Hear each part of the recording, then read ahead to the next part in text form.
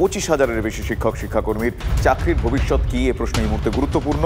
এ কারণেই বলছি, তার কারণ আগামীকাল সুপ্রিম কোর্টে চাকরি বাতিল মামলার শুনানি হবে। হাজার হাজার শিক্ষক শিক্ষাকর্মীর চাকরি আদৌ থাকবে কিনা তারই শুনানি রয়েছে। কলকাতা হাইকোর্টের নির্দেশে চাকরি বাতিল হয়েছিল 25,000-এরও বেশি শিক্ষাকর্মীর। অত্যন্ত গুরুত্বপূর্ণ এই শুনানি সংক্রান্ত আর কি আপডেট লেটেস্ট রয়েছে আমি আমার সহকর্মী সুমন মহাপাত্রর কাছ থেকে জানবো। সুমন, একেবারেই দেখো, চাকরি বাতিল মামলায় আমরা দেখেছিলাম কলকাতা হাইকোর্টের নির্দেশে 25,755 জন শিক্ষক এবং শিক্ষাকর্মীর চাকরি বাতিল হয়ে গিয়েছিল।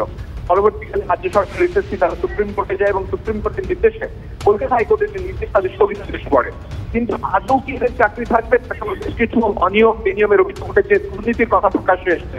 সেই জায়গায় দাঁড়িয়ে পুরো বাতিল হয়ে যাবে নাকি কিছু অনেক চাকরি বেঁচে যাবে নাকি প্রত্যেকের চাকরি বেঁচে যাবে, এই প্রশ্নের উত্তর হয়তো কালকে পাওয়া যাবে। সেদিকে কিন্তু বাংলার গোটা শিক্ষা সমাজ চাকরি রয়েছে। ধন্যবাদ সুমন। কথা বলছিলাম আমার সহকর্মী সুমনের সঙ্গে। আগামীকাল যে প্রশ্নের উত্তর 25,000-এরও বেশি শিক্ষক শিক্ষাকর্মীর চাকরির ভবিষ্যৎ কি, সেই উত্তরের একটা ইঙ্গিত হতো আগামীকাল পাওয়া যাবে। পাশাপাশি সাম্প্রতিককালে যে নাম বারবার আলোচনায় এসেছে, জয়ন্ত, এবং এই জয়ন্ত কাণ্ডে শাসক দল চরম অস্বস্তিতে। দলের ওপরতলা থেকে চাপ আসছে কয়েকদিনের চাপানোতরের পর। এতদিনে একই ফ্রেমে দেখতে পাওয়া গেল মদন মিত্র, সৌগত রায়কে। আগামী দিনে ভুল সংশোধন করতে হবে, একই সুর এই দুই নেতার। জয়ন্তের কড়া শাস্তির পক্ষে সওয়াল করলেন সৌগত, মদন দুজনেই। দায় ঝেড়ে ফেলার চেষ্টা কি দুই নেতার, সে প্রশ্নও এড়ানো যাচ্ছে না।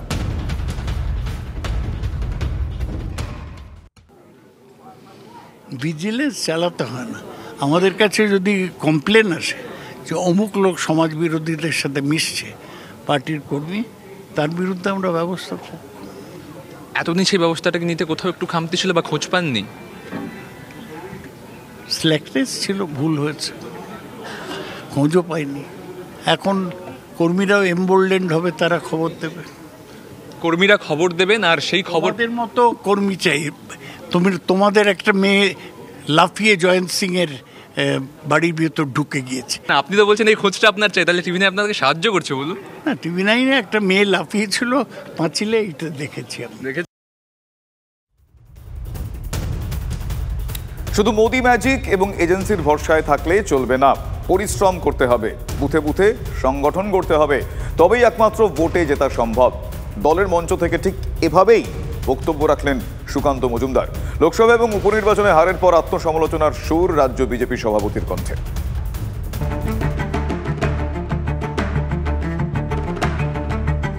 লক্ষ্য ছিল 30, লোকসভা ভোটে তার অর্ধেক আসনেও পদ্ম ফোটেনি। রাজ্যে 4 বিধানসভা উপনির্বাচনেও ভরাডুবি হয়েছে বিজেপির। খারাপ ফলের কারণ কাটাছেড়া করতে গিয়ে সাংগঠনিক ব্যর্থতার কথাই বারবার উঠে এসেছে বিজেপির অভ্যন্তরীণ রিপোর্টে। সে কথাই এবার প্রকাশ্যে মঞ্চে দাঁড়িয়ে বলতে শোনা গেল সুকান্ত মজুমদারকে। রবিবার হুগলিতে দলের কর্মী সভায় বিজেপি রাজ্য সভাপতি সাফ জানিয়ে দিয়েছেন, মোদি ম্যাজিক, ইডি সিবিআইয়ের ভরসায় বসে থাকলে চলবে না, ভোটে জিততে হলে সংগঠনই শেষ কথা। তো সেই রকম নেতা তিনি এসে এরকম ম্যাজিক ছড়িয়ে দেবেন, আমরা শ্রীরামপুর জিতে যাবো, হবে না।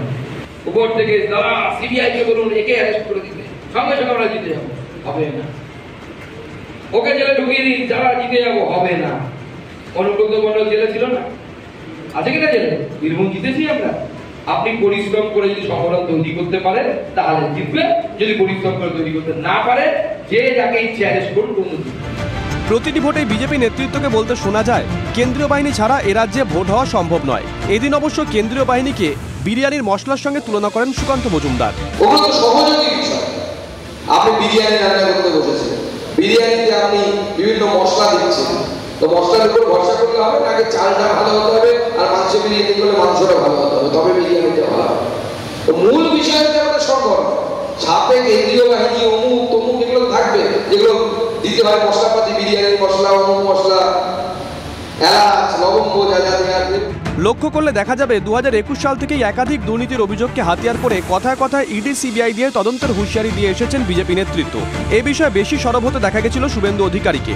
তৃণমূলের বক্তব্য ছিল, ইডি সিবিআইকে হাতিয়ার করে বাংলায় ভোটে জিততে চাইছে বিজেপি। সুকান্তের এদিনের মন্তব্যকে তাই বিলম্বিত বোধোদয় বলে কটাক্ষ করতে ছাড়েনি রাজ্যের শাসক দল। বিজেপির হচ্ছে নাচতে না জানলে উঠোন বাঁকা।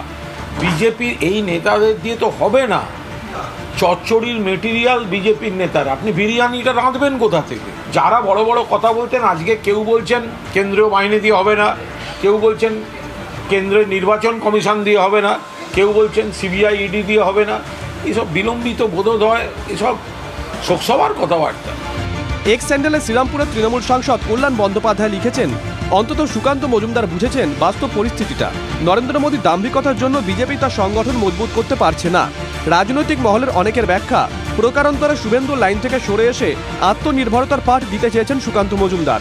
সেই শিক্ষার বাস্তব প্রয়োগ কতটা হয় তার উপর নির্ভর করছে 2026-এ বিজেপির ফলাফল। Bureau report, TV9 Bangla.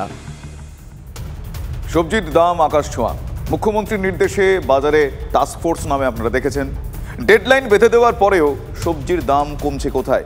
আর এই নিয়ে মমতা বন্দ্যোপাধ্যায়কে নিশানা করলেন সুকান্ত মজুমদার। পাশাপাশি পেট্রোপণ্যের দাম নিয়ে তোপ দেখেছেন মুখ্যমন্ত্রীকে উদ্দেশ্য করে।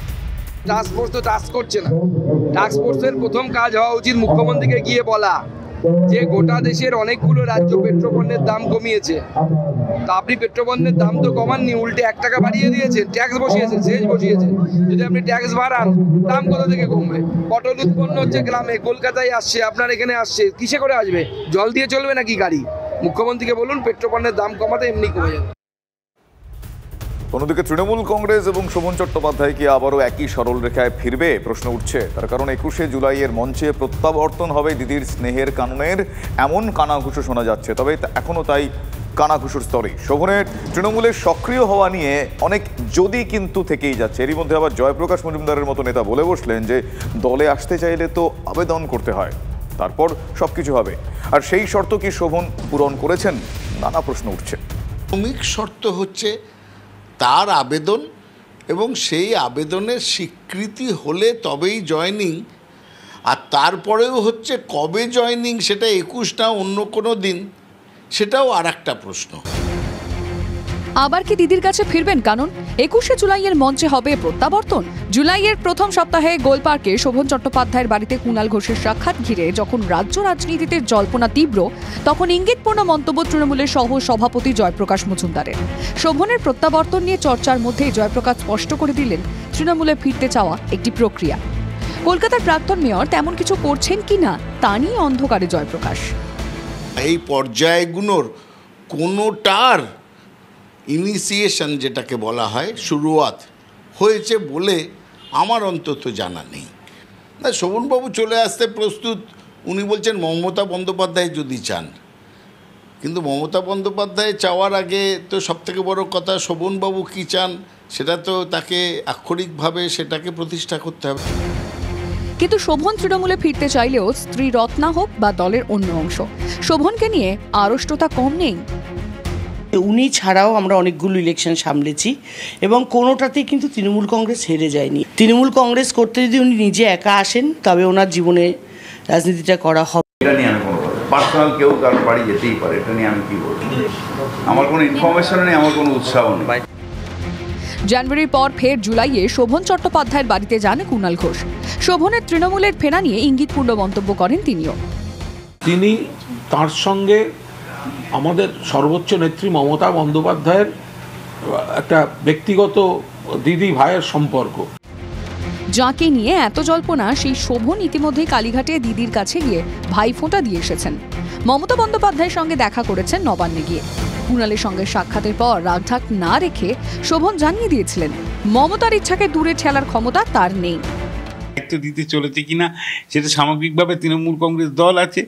আর মমতাদি জানেন, পুঙ্খানুপুঙ্খানু বিশ্লেষণ করে মমতাদি যদি কোনো সিদ্ধান্ত নেন, সেই সিদ্ধান্ত অমান্য করার মতন মানে ঘাড়ে মাথা আমার আছে কিনা আপনি জানেন। এই প্রথম নয়, আগেও 21শে জুলাইয়ের মঞ্চে শোভনের জোড়া ফুলে ফেরা নিয়ে জল্পনা তৈরি হয়। এবারও 21শে জুলাইয়ের আগে চর্চা নেহাত কম নয়। তবে কাননকে নিয়ে জয়প্রকাশ মজুমদারের অবস্থানে অনেক যদি কিন্তু রয়েই গেল। সৌরভ গুহর রিপোর্ট, TV9 বাংলা। ছানি অপারেশন নিয়ে এবার চরম অস্বস্তিতে স্বাস্থ্য ভবন। তার কারণ চোখের আলো। এই প্রকল্পে 2 রোগীর চোখে অন্ধকার ঘনিয়ে এলো। দৃষ্টিশক্তি খোয়ানোর মুখে এই 2 রোগী। দেখুন, স্বাস্থ্য ভবনের মুখ রক্ষা হলো না। ছানি অপারেশনের পর 2 রোগীর চোখে ঘনিয়ে এলো অন্ধকার। ছানি অপারেশন কাণ্ডে দৃষ্টিশক্তি হারাতে বসেছেন 2 রোগী। একটি করে চোখের দৃষ্টি তারা হারিয়েছেন। বাকি 18 জনেরও দৃষ্টিশক্তি ক্ষতিগ্রস্ত। 2 জনের দৃষ্টিশক্তি নষ্টের কথা অস্বীকার করেনি রিজিওনাল ইনস্টিটিউট অফ অপথলমোলজি বা RIO কর্তৃপক্ষ। তাদের দৃষ্টিশক্তি কিছুমাত্র হলেও ফেরানোর অনেক চেষ্টা করেছে। 18 জনের মধ্যে 16 জনের ক্ষেত্রে আপনারা একেবারে আশা রাখছেন? হ্যাঁ, দুজনকেও আশা রাখছি। যদি সে একটা আঙ্গুল, 4টে আঙ্গুল, 5টা আঙ্গুল ভালো করে বলতে পারে, নিজের কাজ নিজে করতে পারে, বাথরুমে যাওয়া, খাওয়াটা, সেটাও কিন্তু আমাদের কাছে 100% সাকসেস। এর ক্ষেত্রে ক্রাইসিসটা খুব বেশি, তাদের সমস্যাটা কোথায়? আরে সমস্যাটা বললাম যে স্ট্রাকচার কতটা গন্ডগোল হয়েছে। অনেকেরই বেসরকারি হাসপাতালে গিয়ে ছানি কাটানোর সামর্থ্য নেই। তাদের জন্যই সরকার চোখের আলো প্রকল্প নিয়ে এসেছে। গত 25শে জুন সেই প্রকল্পের আওতায় মেটিয়াব্রুজ সুপার স্পেশালিটি হাসপাতালে 44 জনের ছানি অপারেশন হয়েছিল। অভিযোগ এরপরই 20 জন রোগীর চোখে সংক্রমণ ধরা পড়ে। আজকে अगर लीजिएगा तो 20 से 25 आदमी है, सबका एक प्रॉब्लम है। फिर भी ऑपरेशन करने के बाद एकदम ब्लैक आउट हो गया, जो थोड़ा बहुत उसको धुंधला दिखता था, परछाई दिखता था, एकदम ब्लैक हो गया। সূত্রের খবর, কোনো সংক্রমণ থেকেই এই ঘটনা ঘটেছে। স্বাভাবিকভাবেই অপারেশন থিয়েটারের পরিকাঠামো নিয়ে প্রশ্ন ওঠে। কাদের গাফিলতিতে দৃষ্টিশক্তি হারাতে বসেছেন 2 জন? কে নেবে এর দায়? সেই প্রশ্ন উঠছে, যদিও এর কোনো সদুত্তর নেই স্বাস্থ্য দপ্তরের কাছে। দায় কে নেবে? স্বাস্থ্যমন্ত্রী, স্বয়ং মুখ্যমন্ত্রী। তিনি তো সুপার স্পেশালিটি হসপিটাল তৈরি করে দিয়েছিলেন, বৈপ্লবিক পরিবর্তন করে দিয়েছেন গোটা ব্যবস্থায়। যে রাজ্যে কুকুরের ডায়ালিসিস হয়, রাজ্যের 1 নম্বর হসপিটালে, সেটা যে এরকম ঘটতে পারে, এটা খুব একটা অস্বাভাবিক কিছু না। এই জায়গাটিতে কিছু মানুষের সমস্যা হলো কেন, এটা হাইলি টেকনিক্যাল বিষয় এবং চক্ষু বিশেষজ্ঞরাই বলতে পারবেন কেন হয়েছে। তারা নিশ্চিতভাবে দেখবেন, যদি জেনুইন কোনো কারণ থাকে তাহলে সেই কারণটা যাতে আর ভবিষ্যতে অন্য কোথাও না হয় তারা দেখবেন। এটার মধ্যে কোনো রাজনৈতিক কোনো বিষয় বা রাজনৈতিক দলের তরফে কোনো বিষয়ের অবকাশ আছে বলে মনে হয়। সরকারি প্রকল্পে ছানি অপারেশনকে ঘিরে যখন বিতর্ক বাড়ছে, তখন আরও এক বিপত্তি। চিকিৎসক সংকটে রিজিওনাল ইনস্টিটিউট অফ অপথলমোলজি। এখানকার 12 জন চিকিৎসককে অন্যত্র বদলি করা হয়েছে। চক্ষু হাসপাতালের উৎকর্ষ কেন্দ্রে প্রফেসর, অ্যাসোসিয়েট, অ্যাসিস্ট্যান্ট প্রফেসর পদে 24 জন চিকিৎসক থাকার কথা। RIO কর্তৃপক্ষের প্রশ্ন, চিকিৎসক সংকটে কি উৎকর্ষ মানের পরিষেবা দেওয়া সম্ভব? সৌরভ দত্তর রিপোর্ট, TV9 বাংলা। রাজ্যে অনির্দিষ্টকালের জন্য মুরগি পরিবহন বন্ধ, নির্দেশিকা জারি করল West Bengal poultry traders association. আগামী 18 জুলাই বৃহস্পতিবার মধ্যরাত থেকে রাজ্য জুড়ে অনির্দিষ্টকালের জন্য মুরগি পরিবহন বন্ধ। পশ্চিম মেদিনীপুরের বেলদায় পুলিশের বিরুদ্ধে একটি মুরগি নিয়ে যাওয়ার গাড়িতে আক্রমণের অভিযোগ উঠছে, আর তারই প্রতিবাদে এই সিদ্ধান্ত পোলট্রি ট্রেডার্স অ্যাসোসিয়েশনের।